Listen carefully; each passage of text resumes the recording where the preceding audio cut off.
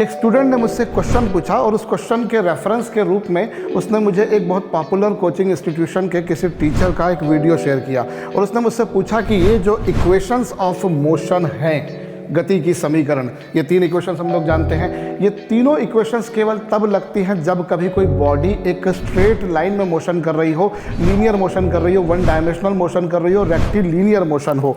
उनका ये स्पष्ट कहना था उस वीडियो में उन टीचर का कि ये केवल तब लगेंगी जब बॉडी स्ट्रिक्टली सिर्फ और सिर्फ, जैसे हम लोग IITians जो होते हैं बेसिकली उसे हम लोग वहाँ पर यूज़ किया करते हैं टर्म इफ़ का मतलब आप लोग शायद जानते होंगे। इस इफ़ का मतलब होता है इफ़ एंड ओनली इफ़। तो उस वीडियो में उन टीचर का ये स्पष्ट कहना था कि ये तीनों इक्वेशंस केवल तब लगेंगी जब बॉडी स्ट्रिक्टली, या यूँ कहा जाए कि इफ़ अर्थात इफ़ एंड ओनली इफ़ में एक लाइन में मोशन कर रही हो बॉडी, एक स्ट्रेट लाइन में मोशन कर रही हो, बॉडी का जो मोशन है that should be 1D motion. तो क्या ये बात सही है? क्या ये बात सही है? तो मैं आपको बता दूं कि ऐसा कुछ भी नहीं है। ये जरूरी नहीं होता कि बॉडी एक लाइन में मोशन कर रही हो सकता है बॉडी एक लाइन में मोशन कर रही हो सकता है बॉडी एक प्लेन में मोशन कर रही हो, यानी कि उसका मोशन प्लेनर मोशन हो, 2 डायमेंशनल मोशन हो, या फिर ये भी हो सकता है कि बॉडी 3D में मोशन कर रही हो, अर्थात उसका मोशन जो है वो स्पेशियल मोशन हो। यू शुड ऑलवेज रिमेंबर, ये तीनों इक्वेशंस केवल तब नहीं लगती जब बॉडी एक लाइन में मोशन कर रही हो। बॉडी एक प्लेन में मोशन कर रही है, बॉडी 3D में मोशन कर रही है, बॉडी स्पेस में मोशन कर रही है, तब भी ये तीनों इक्वेशंस लगेंगी। और मैं इन इक्वेशंस को थोड़ा सा और एक्सटेंड करके बता दूं, आप लोगों ने इरोडो में ऐसी कई प्रॉब्लम्स देखी होंगी जिसमें जो प्रॉब्लम है डायरेक्ट वो इस आइडेंटिटी से या सेकंड इक्वेशन से नहीं आती, उसमें जो प्रॉब्लम सॉल्व होती है वो होती है कुछ इस तरीके से। एक्चुअली हम लोग देखें तो हमें नॉर्मलाइज मैनर में इनिशियल वेलोसिटी दे रखी होती है, पर इनिशियल वेलोसिटी ना देते हुए कभी प्रॉब्लम में फाइनल वेलोसिटी दे दे, then this second equation of motion can be rewritten like this. और साथ ही में एक और इक्वेशन भी आप लोग शायद जानते होंगे कि nth सेकंड में चली गई डिस्प्लेसमेंट अगर आपको कैलकुलेट करनी है तो वो कुछ ऐसे होगी। यहाँ एक और बात बता दूं मैं कि s जो होता है वो यहाँ पर हो या यहाँ पर हो या यहाँ पर हो, वो एक बात आपको ध्यान देनी है कि s जो है वो डिस्प्लेसमेंट होता है। s यहाँ क्या होता है? डिस्प्लेसमेंट, ना कि डिस्टेंस। ये ध्यान दीजिएगा, s जो है वो स्ट्रिक्टली डिस्प्लेसमेंट होता है, वो डिस्टेंस नहीं होता।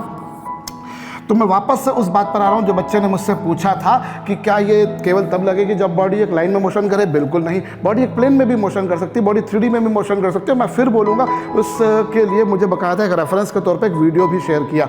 कॉपीराइट के कारण मैं उस वीडियो को तो आपके साथ में शेयर नहीं कर सकता, लेकिन मैं आपको ये ज़रूर बता दूँ कि ऐसा कुछ नहीं है कि बॉडी एक लाइन में मोशन करे। होता ये है साहब कि आप शुरुआत में 1D मोशन पढ़ते हैं, 1 डायमेंशनल मोशन पढ़ते हैं, और उसमें आप इन इक्वेशंस का भर के यूज़ करते हैं, इसलिए हमारे दिमाग में कहीं ना कहीं ये बैठ जाता है कि नहीं, ये केवल तभी लगेगी जब 1D मोशन हो। आप जब प्रोजेक्टाइल मोशन पढ़ेंगे, आप जब सर्कुलर मोशन करेंगे, तब भी आप इन इक्वेशंस को यूज़ कर सकते हो, और बाकायदा 3 डायमेंशनल मोशन में भी आप इन इक्वेशंस का यूज़ कर सकते हो।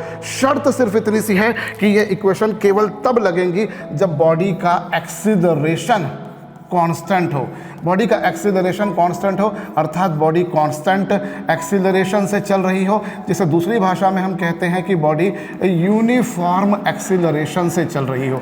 अगर बॉडी का एक्सीलरेशन कांस्टेंट है, शर्त बहुत ज़रूरी है कि बॉडी का जो एक्सीलरेशन है वो कैसा होना चाहिए? वो कांस्टेंट होना चाहिए, वो यूनिफॉर्म होना चाहिए। अगर एक्सीलरेशन चेंज हो रहा है, समय के साथ में उसमें बदलाव हो रहा है, अगर वो वेरिएबल एक्सीलरेशन है, तो इनमें से कोई भी इक्वेशन नहीं लग पाएगी। फिर उसे हम लोग इनफाइनाइटली स्मॉल टाइम इंटरवल के लिए लगाकर और उसके बाद में हम सॉल्व करते हैं, इंटीग्रेशन की मदद से हम लोग उसे बेसिकली हल करते हैं। बट अगर बॉडी का एक्सीलरेशन कांस्टेंट है, अगर बॉडी का एक्सीलरेशन यूनिफॉर्म है, अगर एक्सीलरेशन में समय के साथ में कोई बदलाव नहीं हो रहा है, मैं उदाहरण के तौर पे बताता हूँ। जैसे अगर आपके पास में सपोज कीजिए एक्सीलरेशन का कुछ ऐसा एक्सप्रेशन दे दिया कि एक्सीलरेशन कुछ ऐसा है, सपोज कीजिए एक्सीलरेशन का एक्सप्रेशन कुछ ऐसा दे दिया कि 3t² - 6t + 9 है, तो ये नहीं लगेगी। लेकिन अगर एक्सीलरेशन आपको बोल दिया कि चलिए साहब -2 मीटर/सेकंड² है, तो बाकायदा लग जाएगी। बात यह कि acceleration should be uniform, but if acceleration is dependent on time, अगर एक्सीलरेशन टाइम के साथ में चेंज हो रहा है